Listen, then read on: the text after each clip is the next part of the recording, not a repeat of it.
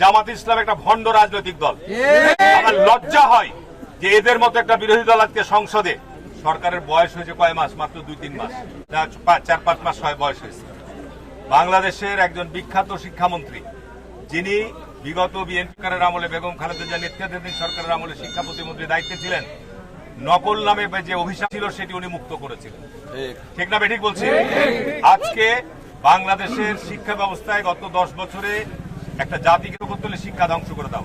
শেখ হাসিনা জাতিকে ধ্বংস করে গেছে, সর্বক্ষেত্রে ধ্বংস করে গেছে। যে কারণে শিক্ষায় অটোপাস, বিনা লেখা পরীক্ষায় খাতা মার্ক বেশি, জিপিএ পাস, 90% পাস, এসব করে ছাত্রদেরকে ক্লাস থেকে বাইর করে দিয়েছে। যার ফলে আজকে মাননীয় শিক্ষামন্ত্রী ছাত্রছাত্রীদেরকে ক্লাসে নিয়ে যাওয়ার জন্য গ্রহণ করেছে। আজকে দেখা যাচ্ছে যে বিরোধী দল কোনটার জন্য বিরোধিতা করতে হবে, কোনটার জন্য জনগণের কাছে দাবি দেওয়া দিতে হবে। জামাত ইসলাম একটা ভণ্ড রাজনৈতিক।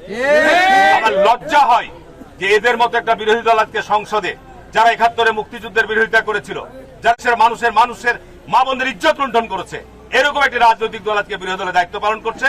এবং এদের কাজ কি?